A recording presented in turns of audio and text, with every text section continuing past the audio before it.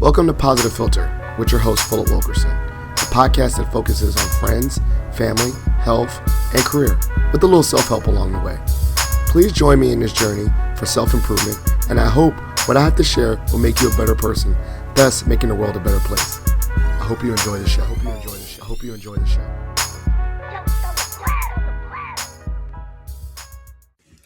Hello, people of the world. It's Philip Wilkerson back with another episode of Positive Philter. I'm joined by a special guest. Everyone's a special guest. Actually, if you've listened to my podcast, this is a returning guest. I don't know how many years ago. It must have been like pre-pandemic or during the pandemic. Yeah, I think but I'm joined right around then, yeah. Right around then. I'm joined by my good brother, David Echeverria. Now, I met this good brother online. I did a call. I don't know what. I was like, I saw he was doing great work at University of Louisville or Louisville. He just corrected me. While he was in college, he was the president of their Alpha chapter. He was a dean. He was getting involved in the alumni chapter out there, which is, if you know your history, Alpha Lambda, which is the first alumni chapter. And so this young brother was doing big things. And so he was a guest on my podcast about his experience being a Hispanic or Latinx or Latino member of our historically Black fraternity. But the work don't stop. He's continued great work. He's an alum. He's a grown-up now. He's a big boy, got a job, big boy job, and he's doing great work. And so I wanted to bring him back on the podcast because he's doing great work in regards to esports. And we're going to get into that because that's a growing field. But Brother David, bring us up to speed, man. Tell us a little bit about who, if they never listened to the previous episode, give a little snippet of who you are for the listeners. No, absolutely, man. I appreciate you having me on again. It's always a pleasure. It's been great seeing the progress and the progression of the podcast itself over the years since I last came on. And so definitely props to you. People, the hardest thing to do is to stay consistent and be dedicated, and you've definitely done that. And so, again, first off, just thank you for your consistency and your support over the years.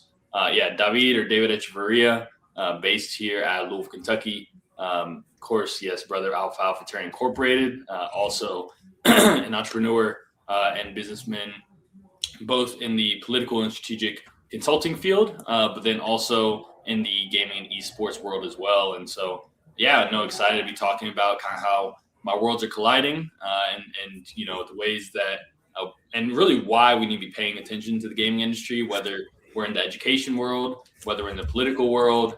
If we're doing any kind of community engagement, education work, I really do believe that the gaming culture and organizations have to be at the center of it now. I'm really excited to have this conversation with you, man.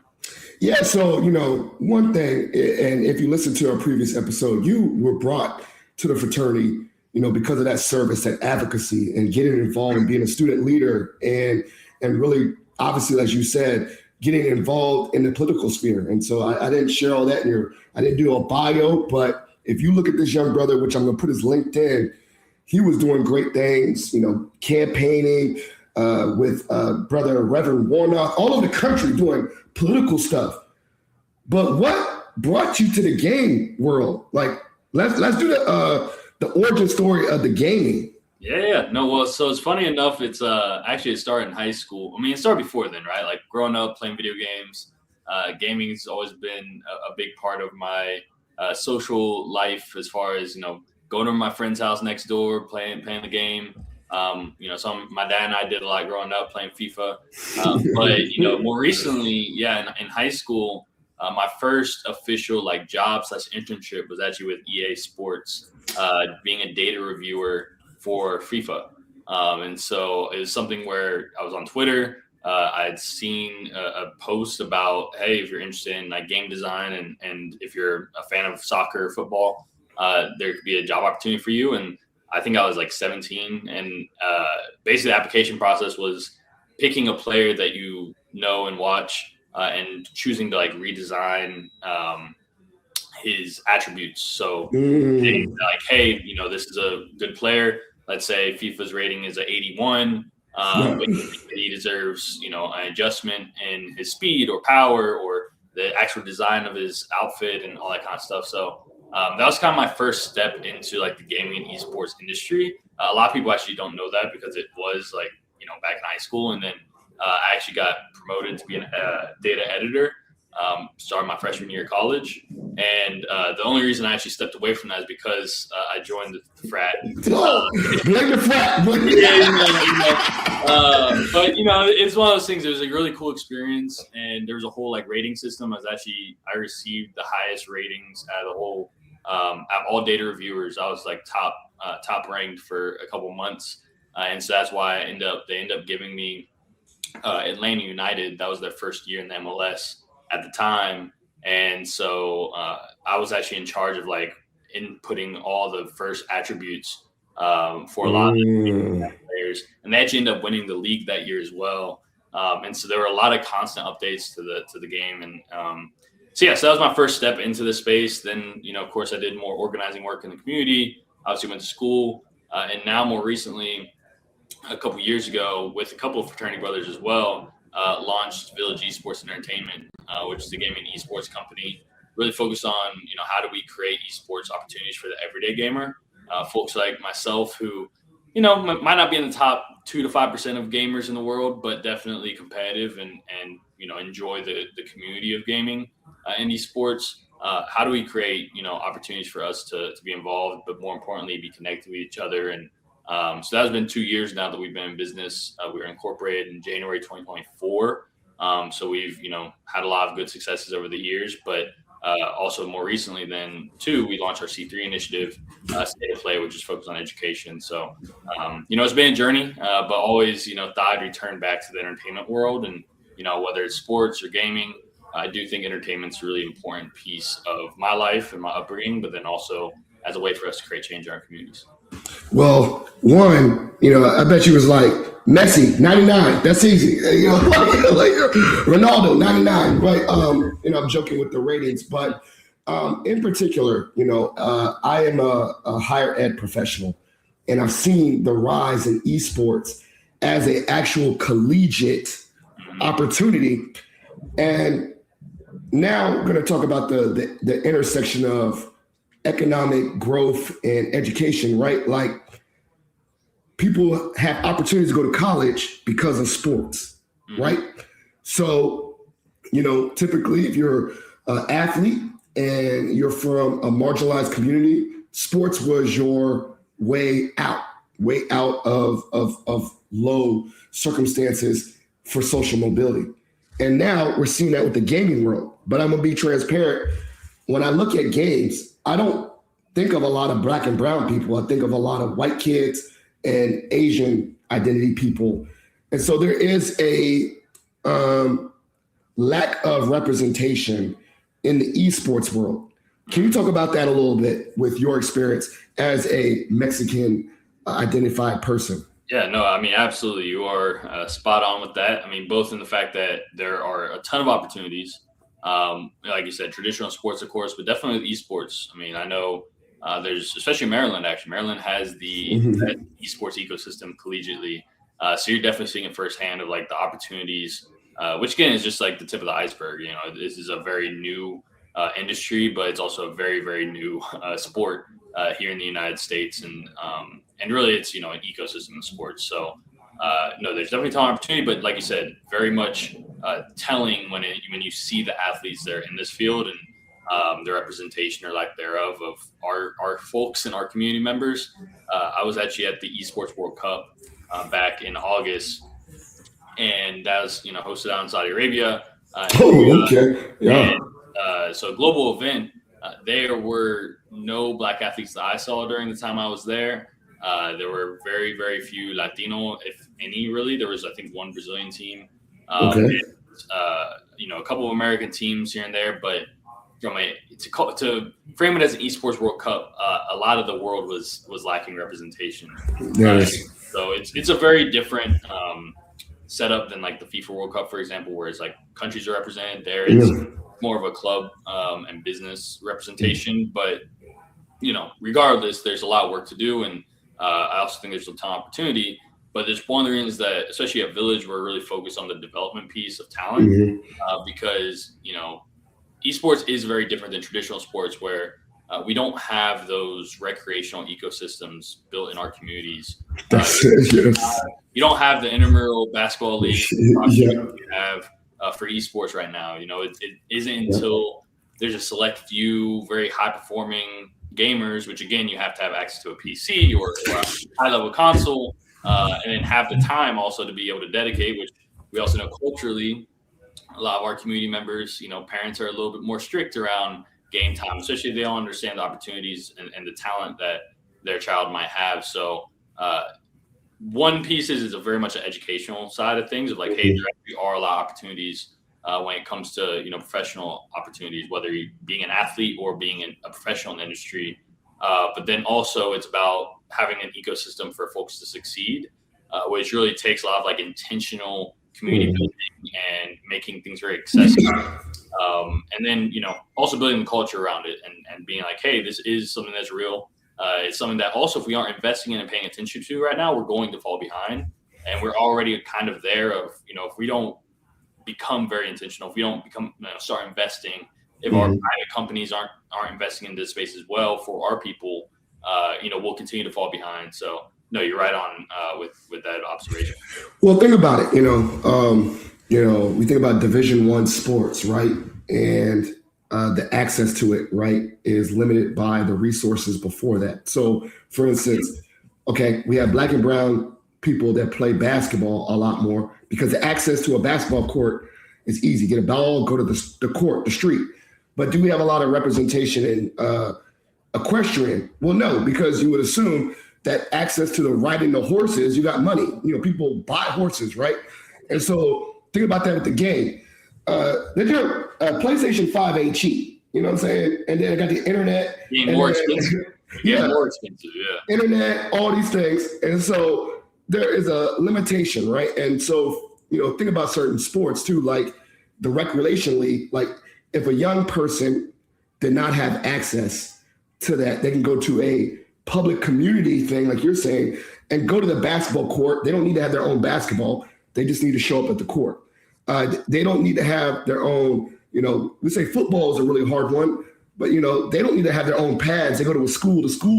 The school pay for all the equipment. Your athletic fee, your $35 athletic fee. And then and boosters will, pay for other kids that can't afford it, right? And so talk about that, right, that lack of funding. And I want to specifically talk about the aspect of the funding part as you've seen, because you have that political hat now, where you've seen like, well, other spaces get money in the political sphere. How can we pour some investment and resources into this sphere?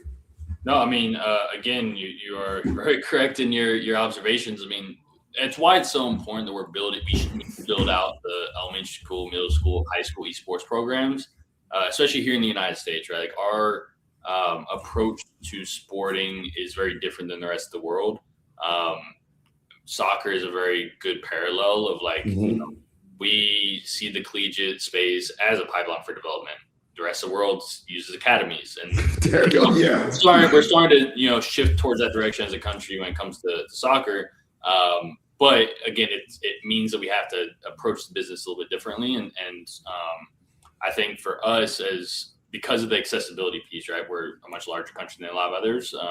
We have a lot higher population. We also have a larger discrepancy between the upper class and the lower class now, and so I think making it so that then our middle school and high school, especially esports teams, have the capacity to bring on students is going to be important. One, that they're outfitted with obviously the technology, right? The PCs and the games and everything.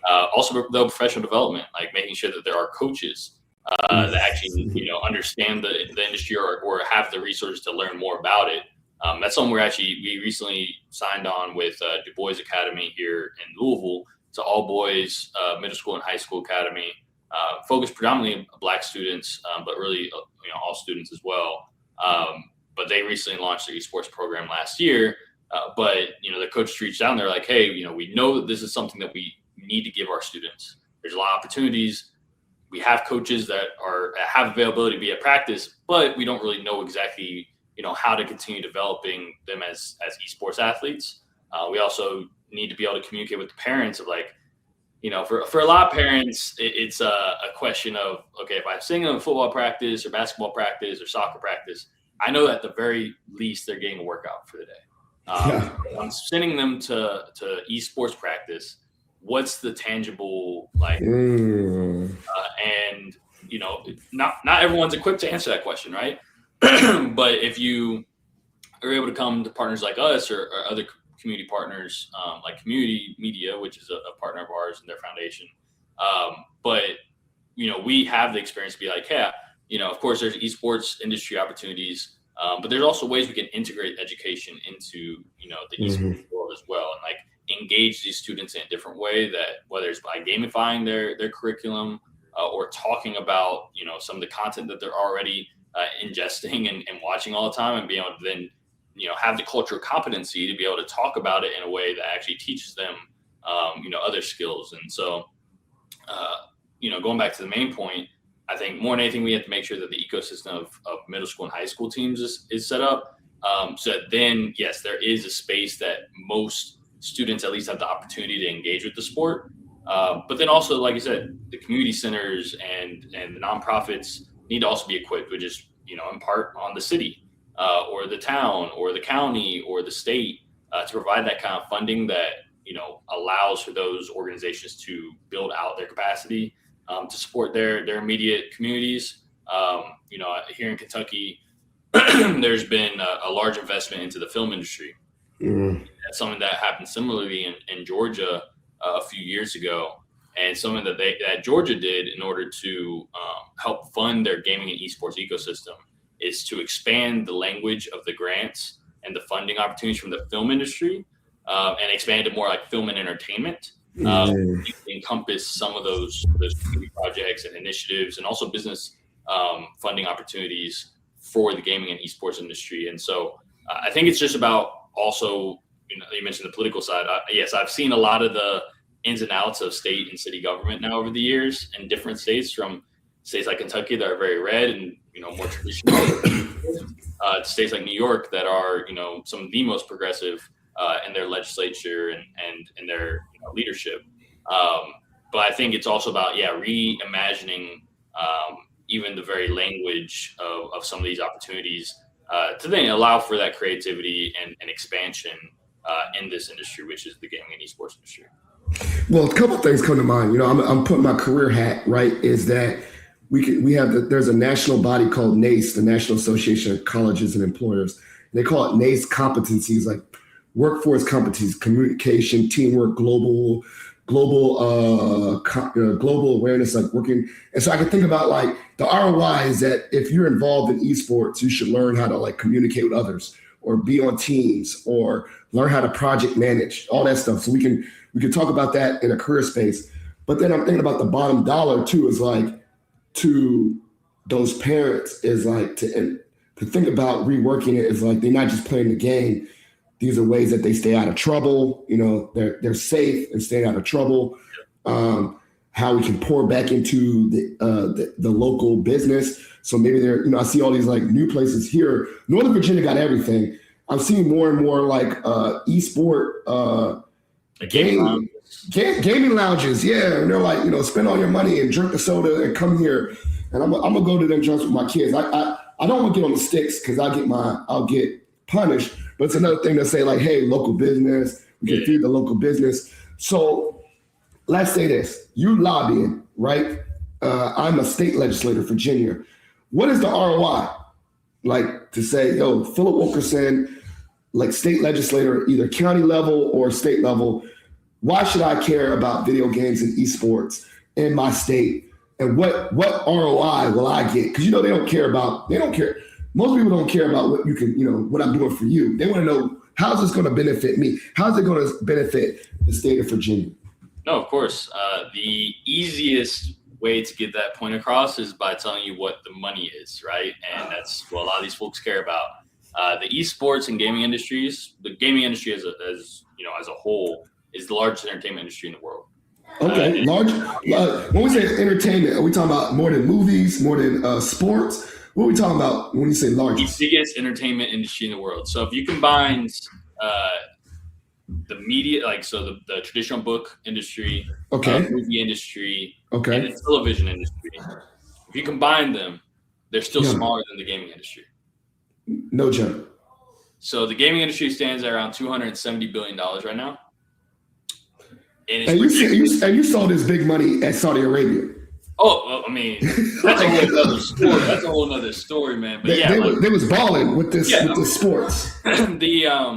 You know, one of the ways I also explain it is that gaming is the most popular recreational activity in the world. So you got 3.3 billion gamers in the world, which is half the world's population, actively play games. Then you have the $270 billion gaming industry. And then if you look at the projections, by 2034, that's expected to go to $720 billion. Billion. Okay, that's crazy. So it's expected to double essentially in 10 years. And so when we talk about like economic impact and opportunity, and you know the ways that we can set up our communities for success, it's by one, investing in it, but also building the ecosystem so you can capture that energy and the funds and the money that's going to come in. You know, for esports it's a sub industry of the gaming industry, right? So okay, you can have esports because you know some folks get a little confused, right? Like I hear e-gaming a lot, you know, but esports is at the core just organized gaming, organized competitive gaming, and it doesn't mean it has to be professional. It's just organized gaming. We only see it professionally because that's really all that you know currently exists. But I do think the future of esports and gaming is like intramural leagues, right? Like I do think that would be an option for our elementary school students, our middle school students that are just looking to, again, stay out of trouble, you know, have a safe place to engage in you know, playing online. Because we also are seeing, you know, a rise in threats when, you know, underage children are playing online. The parents of the esports program we're working with, one was like, you know, I don't like, essentially she was saying she hadn't really thought all the way about, you know, the benefits of the esports program, but she knew that it was a safe place for her child to play, right? And so you know, that is a benefit, and it is a very real thing of like some of those gaming lounges are just safe places in the community for young people to hang out and kick it, and that's a very real thing. But yeah, when you talk to these legislators and everything, it's like, yeah, this is a booming industry. It's the biggest industry, and in a lot of ways, us as a country, we don't have the infrastructures to fully take, you know, the opportunities that might, you know, be had in the industry itself. The industry leaders really are in Korea and China. I was about to try. Yeah. Like those, and then Saudi is spending a lot of money to try and catch up. You know, they host the Esports World Cup. They have those rights. So it's also about like understanding how can we create opportunities and like large scale events around esports and gaming here in the United States that bring people in globally.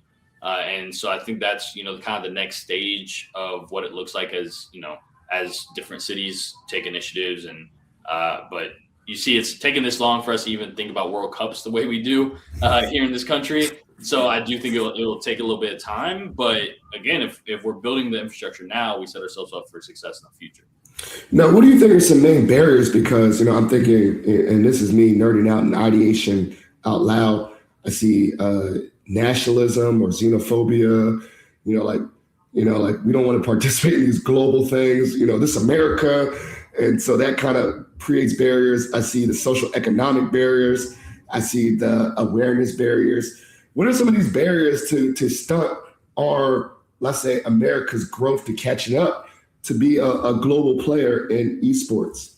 Well, I think some of it is a hesitation to do new things, like the cowardice around taking risks, especially in business. I actually a couple of years ago I had an interview, and one of the things I talked about was like how big tech has shied so much away from being innovators, and like how a lot of it's like a lot of folks play very safe, but it's not always big tech. It's the folks that fund them sometimes too. And so I think that one of the potential barriers that we have is one that we're seeing more and more of a monopolization of a lot of these, entertainment spaces, which really does stifle a lot of growth and innovation as well. Mm-hmm. And then, like we say, we're seeing with AI, and there's a fear, but then there's also a lack of care when it comes okay, we need to regulate how these companies are doing business. And it seems like the most difficult thing to do. I'm working on the AI bill up in New York, the RAISE Act. And I mean, just the process that we've had to have to get some folks to buy in, but then also the lobbying power of the Googles and the Metas and these super large tech orgs that want to be able to do whatever they want to do, right? And so I think that those combined mindsets make it really hard to do work sometimes in this country and progress the innovation and so I don't know. I think those would be the more high level barriers, but at the very base level, access is definitely going to be a big piece, and talent development. We still bring in a lot out of the international talent for these things. So if you look at the MLS, Major League Soccer, each team has an esports program, an esports team that they outfit. But if you look at the athletes that play for those esports teams, the vast majority are international players, and so that's a very telling piece of okay, if we don't have talent to pull from, what are we doing to develop it? Can you pause real quick? So DC United, right? Yeah. DC United has a DC United team. They have an esports team? So they'll have probably just one or two athletes. Their esports teams are very small because it's for EAFC or FIFA. And so it's just one-on-one games, but yeah, they all have an esports athlete, at least one. What did it, hold up. So they play real games, the MLS team. How do the MLS esports affiliate people? How do they meet up? They play online? So it's a mix. So it's called the EMLS. So they do a mix of closed tournaments, which are all the official athletes, but they also do a lot of open tournaments where it is online play for the most part. They also have open qualifiers that happen at select events. So DreamHack in Atlanta, for example, was a very popular and has been around for a long time. They host a lot of the open qualifiers for the North America Conference or region. Similarly, maybe it's a TwitchCon or a DreamHack that's happening in England or France. They'll host a qualifier, for the European region. So it's a lot of these are hybrid models where they have a mix of qualifiers that anyone that has the specific, they have to be on PlayStation 5 usually for FIFA or EAFC, or they have to have a PC for other games and titles. But yeah, for the most part, it'll be hybrid. But they do have closed competitions where it's okay, all the EMLS athletes are playing for the title of, champion or whatever. Now, this might be, this one, I'm learning that's such a hidden curriculum. I feel like I'm a nerd. I absorb so many things. I'm dropping, when you was about to say, I watched the Netflix documentary about South Korea where they had the little things where they bang. Yeah.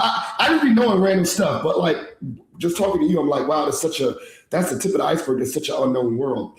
So my one question is, how do people go down the rabbit hole and learn about take this blue pill and learn about this as a general American? Because I feel like that would also bring awareness to it. It's a lot of the stuff I don't know about. Yeah. And I feel like I'm pretty well read. I read a lot. I like to read the news, but it's it's not known. This is not known. No, and it's funny because it's actually one of the reasons I came into the business, right? I've been a gamer over the years, and I've been in the consulting world for the last 5 years. And a couple of years ago, I was frustrated being the youngest person in the room all the time around a bunch of high level executives. And I was like, okay, what topic, what business, what industry can I hone in on that I can walk into the room and have credibility? But then also be one of the few people in the room that are, educated on the topic. And that's kind of how I found myself to come back to the gaming industry. because you're not alone. Like a lot of folks, everyday, Americans and that are pretty engaged. They might not be as aware of the actual industry of especially of esports. Esports is a lot more niche. Also, like they'll see the gaming headlines of the news around like the EA acquisition, for example, but not necessarily understand the underlying causes that resulted in that in that moment. So one, I would say obviously research, right? But following some of the major players here in the United States, for sure. Okay. The two main esports organizations I would say kind of are engaged internationally is 100 Thieves, so 100 Thieves, and then a FaZe Clan are probably the two like leading North American, United States organizations that are involved in esports, but also involved in the gaming industry. And then aside from that, when I was out in Korea and did the esports practicum abroad, I was with Jinji, which is another leading esports organization, and they're based in Korea, but they do a lot of international work. And particularly here in the United States, they're working with a lot of the collegiate programs and helping to develop their esports organizations and doing on-campus activations, et cetera, et cetera. But they're a good team that also has a lot of English, and so the accessibility of it, like you're able to kind of stay in touch more with their news and their announcements. But they're also very involved globally as one of the global leaders when it comes to not only esports but esports education. And so they have their own esports academies that do all the academic rigor, but also have an esports aspect to their education models. And so that's what I would say is definitely following along with those main organizations. But also a lot of like the news networks now have like esports focused topics, like even News Nation, they have a whole category, but also like a whole show specifically around like gaming.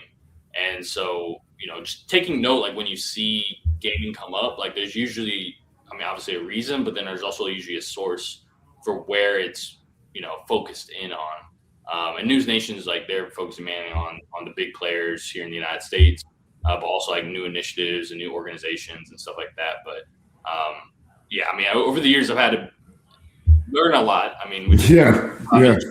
I enjoy learning and doing research and stuff, but I'm very intentional about who I follow, what I follow.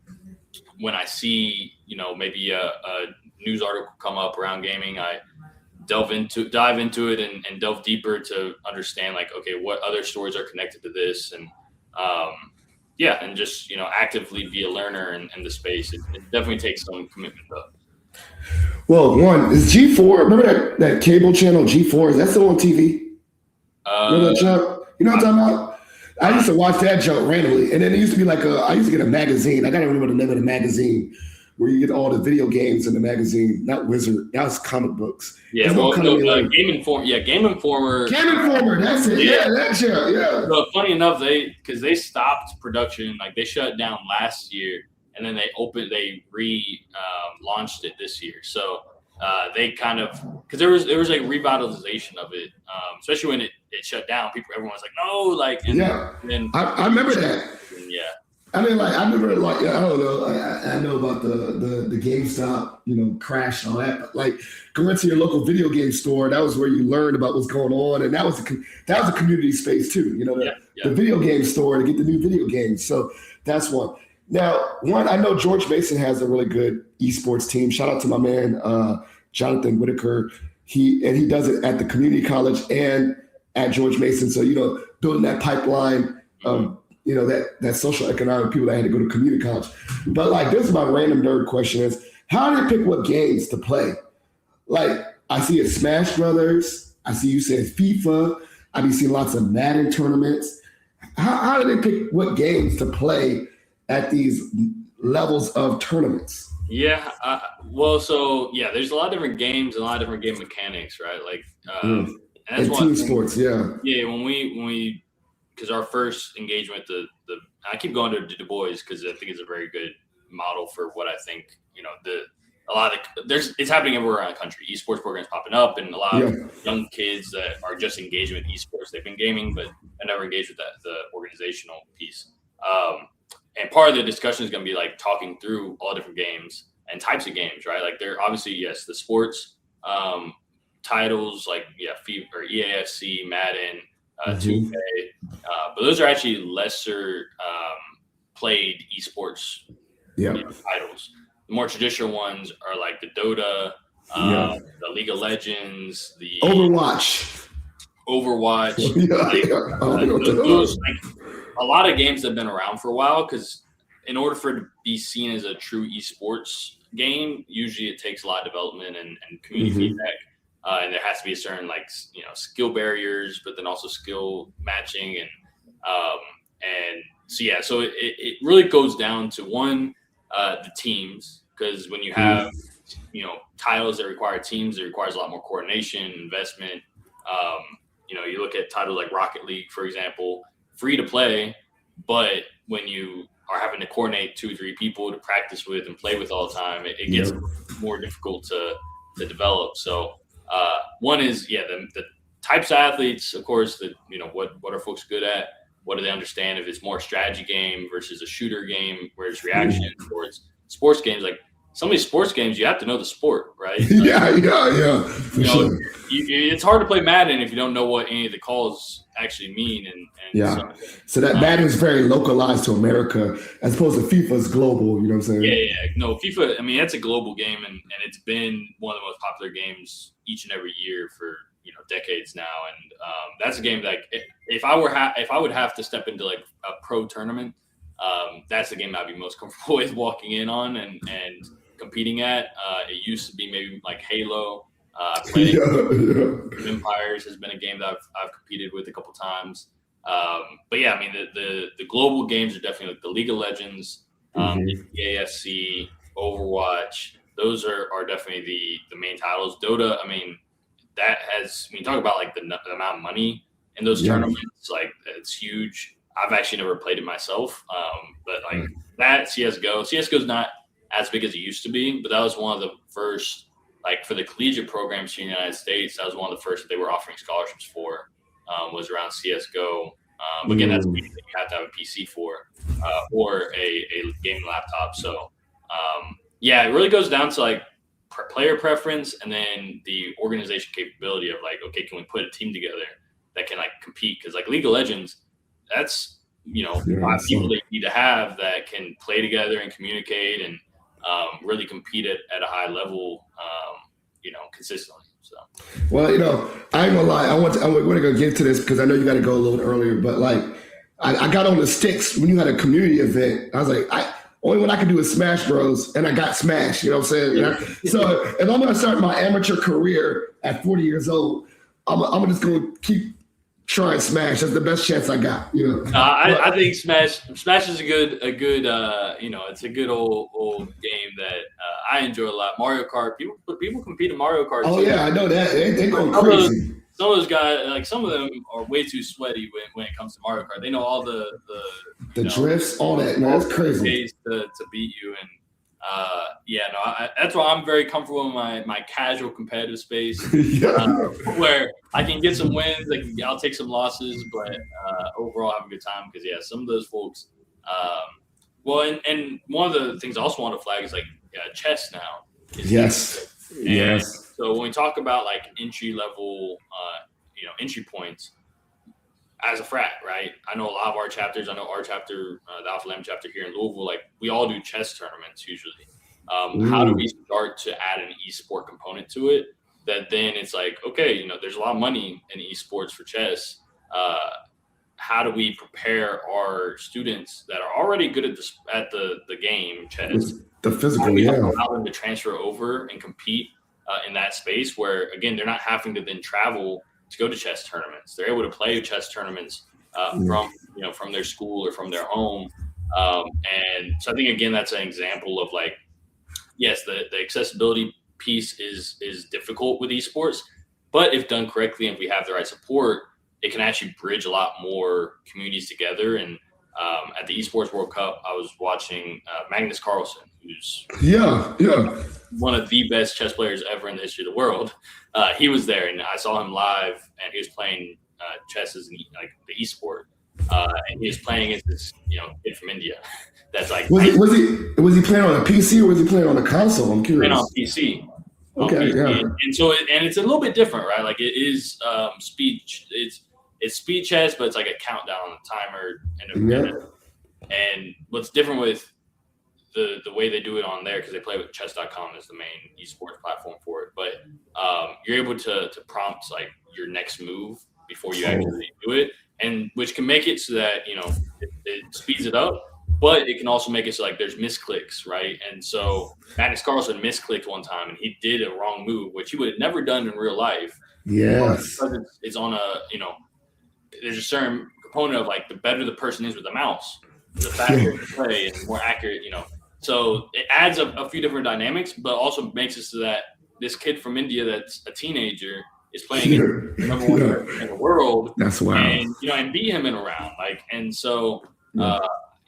think that if there were like community organizations that are listening, it's like if you want to like start stepping into the space and be able to make it a little bit of an easier transition, but then offer your students or your kids or your community members an opportunity, like definitely chess is also something to be paying attention to. So my last question, and then we'll do our segment, is talk about that intersection of your fraternity and bringing that experience to the fraternity. So one, I had a great pleasure. I got all my brothers from all over the world. We got to meet in person because you actually created an event in Philly to support esports. But talk about your in-person community engagement with your esports, company and the community. Talk a little bit about that. Absolutely. Yeah, no, I appreciate you again coming out to that. I mean, we had several successful events this year. We have a series called Level Up, which is our game night networking events, and we found a lot of success. Our first one being in Philadelphia, which happened to be at the same time around General Convention for Alpha Alpha Fraternity Incorporated, but then also Young Dims of America. And so it was a great opportunity to kind of bring those worlds together, along with the local gaming, community as well.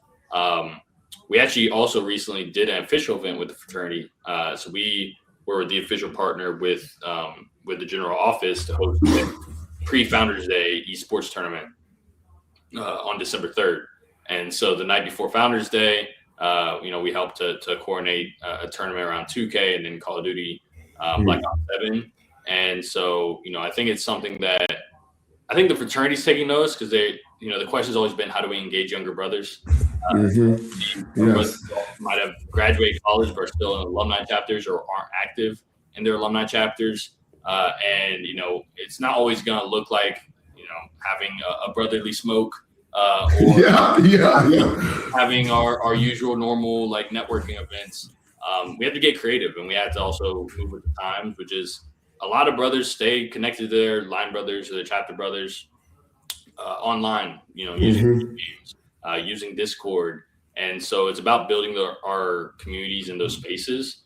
One of the reasons that we did a Level Up event during General Conventions because we knew that there isn't a whole lot for brothers our age, for both of us. Like the brothers between 21 and 40 usually are kind of stuck in the middle there and just kind of looking for something to do when they aren't necessarily wanting to, sit at the hotel bar all the time, or, walking around and just, talking to brothers. All that's great.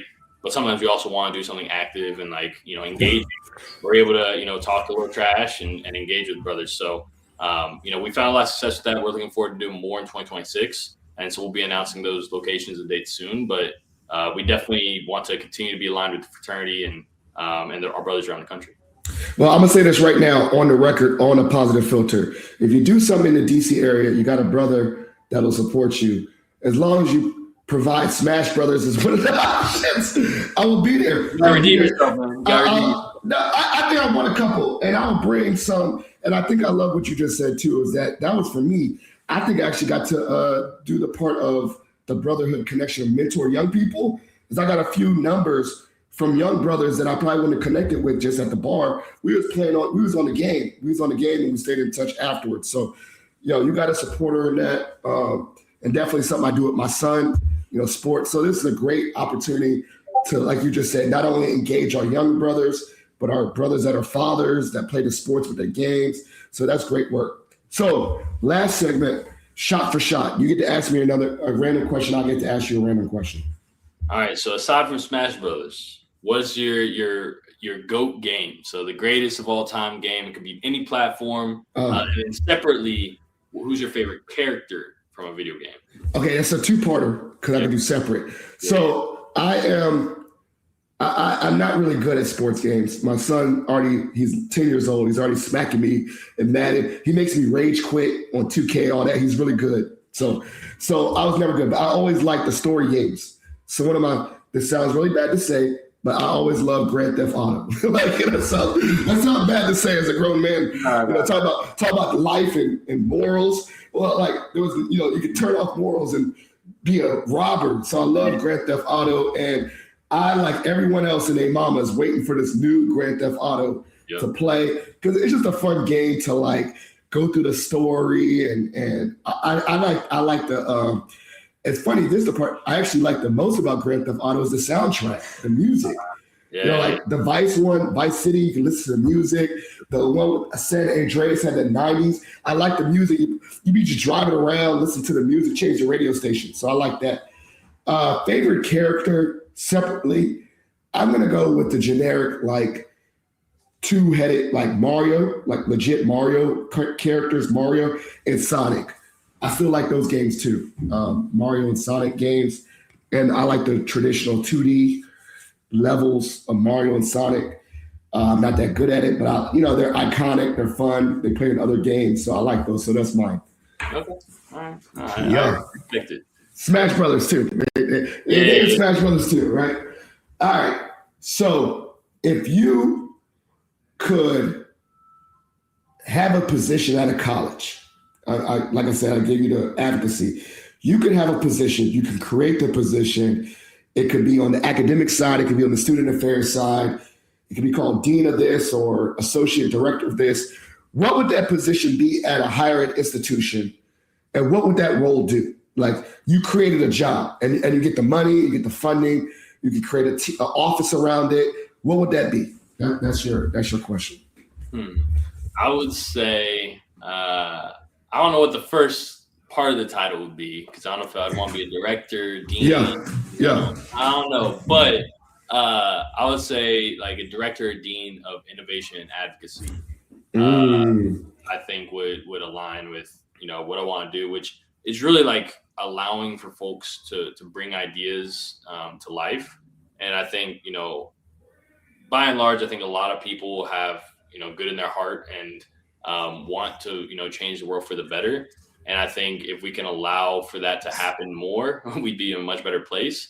I feel like a lot of times folks are, whether they're caught up in red tape or, being restricted in their innovation and imagination.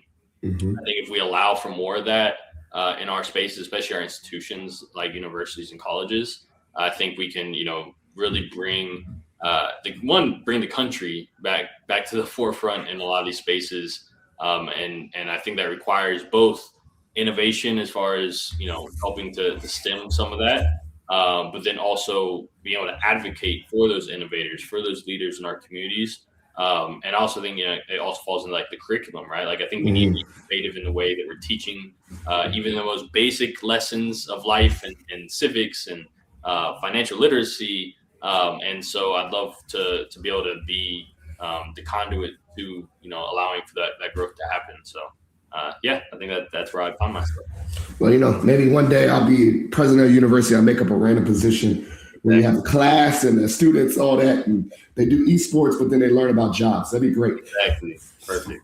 So this is the part of the show you already know, shout outs and plugs. I'll follow up, make sure that I put all the plugs that you share in the show notes. But shout outs and plugs, things that you want to elevate, things that you're working on, and shout outs people you want to show love to. The platform is yours. No, first off, shout out to you for again being such a great host and being consistent in your support. And David Echeverria. Of course, you can follow me on all my social media at DavidEch9. But you can also learn more about my organizations. So Village Esports and Entertainment at Village Esports. So VILLEAGE Esports on Instagram as well as YouTube, and then also our website, Village Esports. But we also have our newly launched C3 nonprofit initiative that merges the world of education with esports and entertainment. And so you can find more about State of Play at changingthegame.org. And so definitely, looking to bring collaborators in, partner with folks, whether it is through, the business or the nonprofit, whatever it is, if folks are interested in engaging with us and the gaming industry and the esports industry, we're excited to be a part of it. And so, again, thank you for having me. I'm excited to listen to this, back and of course have more conversations with you in the future, man.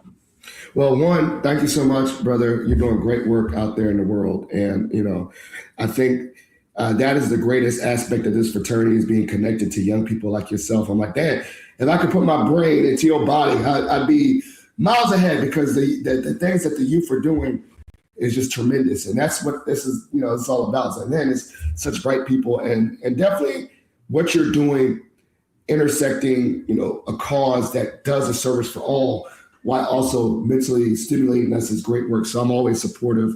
And I was like, when he sent me an invite, I'm there. I was like, I'm already in Philly. Let me get on the sticks. Let me get on the sticks and show people on Smash Brothers. I'm going to train and get ready. I might even do a Twitch page where I just play Smash and get smashed. I don't know. You never know. I'm 40 years old. We'll have to do an interview setup, and we'll be on the game while we talk. I don't know. Maybe I might do that. I might challenge people on Smash Brothers online.